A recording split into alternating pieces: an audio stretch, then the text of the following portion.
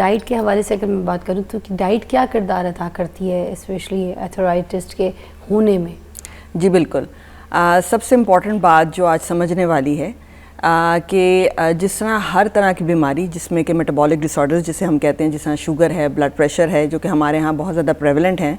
اس میں موٹاپا ایک آلسو ہم سمجھتے ہیں کہ ایک میٹابولک ڈس آرڈر ہے. اور اس میں آسٹیو آرتھرائٹس کے پیشنٹس جو ہیں، اگر ہم ان کا ذکر کریں تو ان میں اس موٹاپے کی وجہ سے سوزش بڑھ جاتی ہے.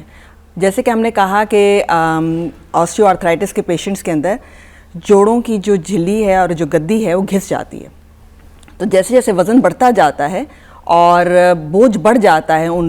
جوڑوں کے اوپر، تو آپ یہ سمجھ سکتی ہیں کہ ان کی کوالٹی آف لائف اور زیادہ خراب ہونی شروع ہو جاتی ہے. سو اگر ہم یہ سمجھیں کہ اگر جس طرح ہم گلوبل برڈن کی بات کرتے ہیں کہ جس میں کہ کہا جائے کہ میٹابولک ڈس آرڈرز اس وقت سب سے زیادہ رائز پر ہیں، تو اوبیسٹی بھی اس میں ایک اوور ویٹ اوبیسٹی یعنی وزن کا بڑھ جانا اور ایک خطرناک حد تک بڑھ جانا، یہ ایک بہت بڑا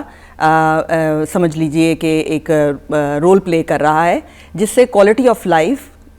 لوگوں کی خراب ہو رہی ہے. اور اسپیشلی آسٹیو آرتھرائٹس کے پیشنٹس، ان کے اندر جب موٹاپا بڑھنا شروع ہو جاتا ہے تو جسم میں سوزش بڑھنی شروع ہو جاتی ہے. اور جب سوزش بڑھنی شروع ہو جائے گی تو آپ سمجھیے کہ تمام جو روٹین کے کام ہیں، جو ایک عورت ہے جس طرح ایک چائلڈ بیئرنگ ایج میں ہے یا اپنے بچوں کا خیال رکھ رہی ہے یا ینگر ایج گروپ ہے، تو آپ سمجھیے کہ وہ اپنے روٹین کے کام نہیں کر پائیں گے، کیونکہ درد ہے، اکڑاؤ بہت زیادہ ہوگا ان جوڑوں کے اندر. تو اس میں آپ سمجھ لیجئے کہ سب سے زیادہ جو پریونٹیو ایسپیکٹ جس پہ ہم بات کر سکتے ہیں وہ ہے کہ ہم اپنی لائف سٹائل کو موڈیفائی کریں. اور ہماری جو ینگر ایج گروپ ہے، right from the birth till old age,